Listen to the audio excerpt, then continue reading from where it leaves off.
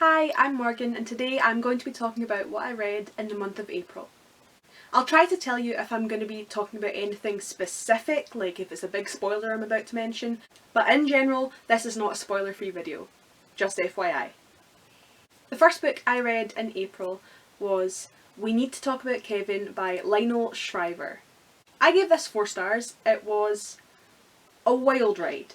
It's basically the story of a boy called Kevin who kills a bunch of people for seemingly no reason, and it's his mum looking back at his life and basically saying, I knew that he was going to be like this, and here we are. Now I did give it 4 stars, but that's not because I love the characters or the plot was riveting. I just think it was written really well, and it was a good deep delve into the characters themselves, which is something I'm a fan of. And as much as we got to know the characters, I really didn't like them. And I think in a book like this, I wasn't supposed to. Kevin and both of his parents were not good people and they weren't aware of the other people in their lives and how they felt. And overall, they all just kind of made me like uncomfortable, and I was like, I don't like any of you. I'm not rooting for anyone in this book. But that's the difference between unlikable characters and bad writing. I still read it, I still enjoyed it, I still wanted to get to the end. The characters were not good people, but they were written well. I think what I enjoyed the most was the push and pull relationship between Kevin and his mother Eva, who is the narrator of the novel. I enjoyed watching the relationship develop from Kevin's birth up till now when she's visiting him in prison. And since that is the central relationship, it keeps you turning the page because you want to know more and you want to know how things have gotten to where they are. And I did kind of guess the ending. I don't think it was a twist, but it was something that wasn't revealed to you until later on. But that didn't take away from the novel. I was kind of anticipating finding out what I did already think to be true. I wanted to know how it all played out, so I was glued to the page. The next book that I read in April was Foxlow by Eleanor Wasserberg. I gave this 3 stars, but I'm not entirely sure if that is how I feel. I kind of got to the end of it and I was like, I don't know what to do with this. I did enjoy Foxlow. I enjoyed seeing everything through the main character Green. I enjoyed seeing it through her eye, seeing the duality of all these characters.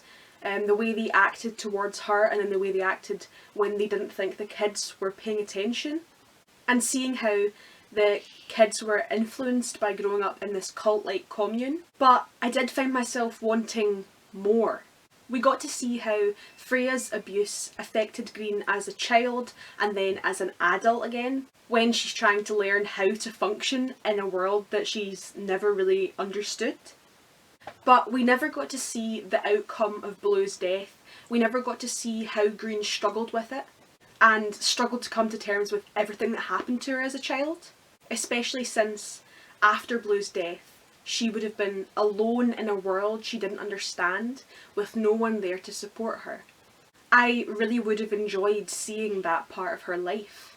And without it, young Green and adult Green, they have a disconnect. They seem very far apart as characters because we haven't got to see her develop.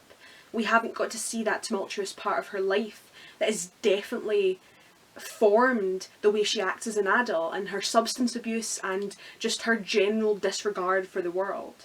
But I did enjoy the book. I enjoyed the writing. I enjoyed the atmosphere of Foxlow at the beginning of the novel, and just kind of watching it all through Green's eyes and how she copes with these things that are happening, even when she thinks that maybe they're right, maybe they're wrong, she isn't sure, but she has to adapt to survive.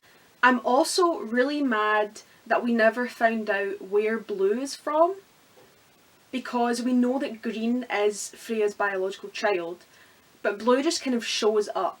And I think if she was Freya's child too, Green would know that. So basically, Freya stole a child, probably?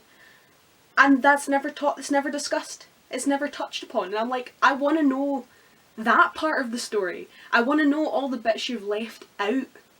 I would recommend this if you enjoy the psychological part of psychological thrillers, or you love a good antagonist that you can hate, as well as hating quite a lot of the other characters. And if you enjoy fucked up relationships between people who are stuck together for better or worse. The next book I read was Little Women by Louisa May Alcott. I do have to start by saying this is a very small book. I did not realise this is only the first half of the classic coming of age tale, so I'm going to have to read it separately. The second one, when published separately, is Good Wives, so hopefully I'll try and read that this month. Maybe not, we'll see. But I gave this 5 stars. I absolutely loved it. I thought it was so sweet and just such wholesome relationships and outlooks on family and life and kind of being a better person. I understand why this is on a lot of people's favourites list, and I think that perhaps if I'd read it when I was younger, I would feel the exact same way. I also don't understand why people hate Amy. I know that that's like a thing in some parts of the Little Women fandom. Is it a fandom? I don't know. But some people hate Amy and I'm like, she's 12. She's literally 12. She is a child. You can't hate her. She's being a child. And even then she's like, you know what? I'm going to be better. And I don't know, maybe she's different in Good Wives or the other half of the book. But she was a kid. She was a kid, so I don't hate her. Also, Joe's gay. That is a fact. You cannot take that from me. Do not try. The next book I read was Record of a Spaceborne Few by Becky Chambers. I gave this 5 stars and I'm completely unsurprised because I loved the first 2 and I love the way Becky Chambers writes. I just love this universe and I really loved looking at where humanity is in her universe and kind of the idea that after we left Earth things changed because we wouldn't be the same people we were, but there's still a lot of kind of human values tied in with the people who live in the fleet and the kind of differences they have with humans who live on planets that are a mix of different races or humans that live on Mars, and I really like the kind of interplay of that. I also really like that she makes humans the underdog. She makes us not weak, but we're like the children of the universe. We're a species that hasn't developed to the point where all of these other species has. We just kind of have a stubborn determination to survive, and that's why we're still here. A lot of sci-fi media seems to think that humans would just like take over everything and be in charge of everything, and of course we would be better than all these other species, but honestly I think this is a more accurate representation of the human spirit because it is all about stubbornness and preservation and determination and kind of honouring your ancestors and honouring the place you've come from, which I think is important to a lot of people and reflected in the kind of society that Becky's written in this book. Can't believe I just called her Becky like we're friends. I liked the focus on memory and tradition and the significance of cultural and family history, especially through the lens of so many people. One of the characters is an archivist who is essentially like an Uber librarian. It's great. There's also a caretaker who cares for the dead, someone who is the mother, the matriarchal figure in a family, someone who is a young person just trying to find out where they fit in the world, and someone who doesn't come from the fleet, who's actually from off-world and is trying to connect with that part of his heritage. I really love the idea that what makes us human is what we choose to do, the people that we choose to be, the way we choose to remember and conduct ourselves, not necessarily a planet or where we're from. It's something deeper than that. And as always, I love that it doesn't rely on the other 2 books in the series for you to understand everything. You know, Tessa mentioning that her brother has just been in some sort of galactic incident, and what it is doesn't matter because that's not what it's about. It's about the fact that her brother no longer lives in the fleet and what that means to her family and how hard it can be to be separated from people you love for that long. And as I've said in pretty much every video at this point, I'm a big fan of character-driven novels, and this is exactly what this is. There's no big dramatic climax. It's just about the people and their lives coming to the next step. Not like the end, because it isn't the end, it's just the next step in the cycle. Okay, this is an actual spoiler for a scene in the book. It's about character death, so if you don't want to hear it, skip to the next book. The scene of Sawyer's funeral was one of the most beautiful things I've ever read. And I don't mean that in the writing sense, because, you know, I like Becky Chambers' writing, it was written really well, but it isn't the technical writing that made it beautiful. It was the way of mourning the dead, because that is a large part of our culture as humans. We all have specific cultural practices to do with the dead, and that continued on into the future. And Sawyer's lack of family ties took that from him, but these people who barely knew him gave him that back because he is one of theirs. And it's the idea that family isn't who you are necessarily related to. It isn't necessarily blood, it isn't necessarily people who have been given to you. It's who you choose, and it's what you choose to do and how you choose to act. And that kind of idea is also reflected in the concept of hexmates, which is to do with their neighbourhoods. And honestly, that kind of reminded me of the way my dad talks about his childhood, about going across the landing and asking to borrow sugar or butter or some eggs and then giving it back next time you get paid, and just kind of looking out for each other in a small community that knows each other well. The next book I read was Coriolanus by William Shakespeare. I gave this 2 stars, and I wrote in my notes, I bet that by the time I film this I'll have forgotten the plot, and guess what? I've forgotten the plot! I honestly just found it boring. Shakespeare plays do tend to be just a lot of talking, as are many Renaissance plays, but this felt like a lot of talking. It didn't really feel like a lot of things were happening. It didn't feel like characters were developing or experiencing things. It just kind of felt like political conversations, and it was very boring. I felt like the characters in the plot were just kind of going back and forth over the same few things again and again, and it was really tedious. And now, I don't actually know the history of this play. I don't know where it fits into Shakespeare's repertoire, but I do know that sometimes Renaissance plays were written really, really quickly because they were essentially space fillers, and that they would have a certain amount of time that they had the theatre booked for, and they would just kind of need to come up with a play and put it on, and that's kind of what this reads like. So yeah, I wouldn't recommend this one if you're not looking to read all of them. The next book I read was Pet Sematary by Stephen King. I gave this 4 stars, and honestly all I have to say is, what the actual fuck? I mean, I loved it, but I also got to the end and I was like, excuse me? What is she? She's alive? What does it mean? Is she also evil? What is happening? I loved the tension in this novel, especially because I already knew what was going to happen, and I think that you can kind of guess what's going to happen probably about halfway through, but you're still on the edge of your seat waiting to see how it plays out. Stephen King kind of drip feeds you all of it, and you know how it's going to play out, but you're right there with Louis, the main character. You're right there with him as he battles with this decision inside of himself. We're basically just watching Louis's life get into a car crash in slow motion, and you really can't look away. I actually really felt for Louis. I understood why he felt the way he did and why he decided, this is a spoiler, kind of, why he decided to take Gage up past the pet cemetery, because he's caught in this kind of grief, and a grief that is unimaginable. Unless you've ever lost a child, I don't think it is something you can even begin to comprehend.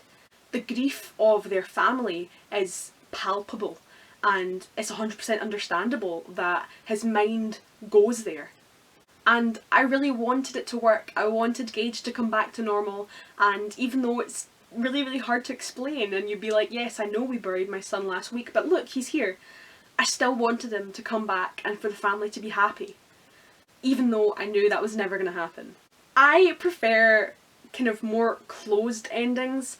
Cliffhangers piss me off because I really, really want to know, but this was a well done cliffhanger. It was a well done kind of, haha, everything is not as it seems, this is not over. And the closing image of Rachel walking up behind Louis and putting her hand on his shoulder is just, mwah, it's beautiful. It's so evocative, and you know exactly that that moment is a turning point. And even though you don't get to see it, it's so vivid in your mind. As you can see, I really enjoyed it. And I know I'm proud of Stephen King for not being too much of like an asshole in this one. This is kind of what I wish all of Stephen King's books were, because And the last book I read in April was Leah on the Offbeat by Becky Albertalli. Albertalli, yes. I gave this 4 stars. I read it really, really quickly. I really enjoyed it. It's just such an easy read. Similar to Simon vs. the Homo sapiens agenda. You can just kind of absorb yourself in it, and it's just sweet and normal and overall solid YA. I love that she portrays teenage life as boring and messy and petty and dramatic without devaluing what it is teens actually go through. It's just a different set of experiences, and while you might look back and go, oh, it's not that serious, to them it's like super important, and you get that through the writing, which I think is great. I relate a lot to Leah. You know, the idea of being frustrated with yourself, with your life, with your looks, and feeling like the odd one out. And I think that's something a lot of teenagers can relate to. Overall, it was just kind of sweet and funny, but also dealt with some important things and kind of an important way of looking at relationships, that you have to work, you can't just kind of let things happen. Leah's so used to just kind of letting things happen that when she has to step up and take an active role in a lot of these relationships, she struggles with it. And, you know, mood. But I just think it's a really good thing for a YA novel to be about. Major spoilers because it is the ending of the novel. I had heard about the scene near the end of the novel where Abby and Leah are finally kissing and being like, hey, I really like you, we should try and be together. And essentially they get walked in on and outed against their will. But I think that a lot of people make it bigger than it is. And I don't mean to say it's not big. I've been there. But I think that it isn't as scary and exploitative as some reviews I'd read made it seem. Because it is just Simon and Bram, Leah's best friend and his boyfriend. Leah's found it really hard to tell Simon, not because she thinks that he's going to hate her or disagree with her or be like, we're not friends anymore. She just found it hard, which is okay. So she's kind of relieved in this moment, understandably. Like, I can get that. And it is kind of weird where her and Abby are like, well, this is awkward. But Bram and Simon are totally great. They're like, oh, hey, it's cool. Not what I expected, but we good. They're immediately just chill, supportive friends, which is what you would want in that kind of situation. And the fact that Becky Albertalli doesn't make it a big thing. It's just kind of like, oh, ha ha ha, oops, we're all still friends. Like, oh, it's chill. It normalises finding out that sort of thing about someone you know, because it shouldn't be a big deal. It should just be like, oh, okay, cool. And I think that's what that scene really does show, and it also shows that Leah's allowing herself to be happy. So I didn't hate it like I thought I would. I actually thought it was really sweet, and I think it was a nice way to end the book because it kind of wrapped up quite a few of the character arcs, but at the same time things weren't just simple and done. They still have to deal with the fact that Abby recently broke up with Nick. They still have to deal with the fact that none of their friends know their sexuality. Not that anyone's going to be horrible about it, because their friends are all decent people. There's still challenges they have to deal with and overcome, but it ends on a light, supportive note. which is perfect for an easy, cute read. And that is everything that I read in the month of April. If you've read any of them, let me know your thoughts down below.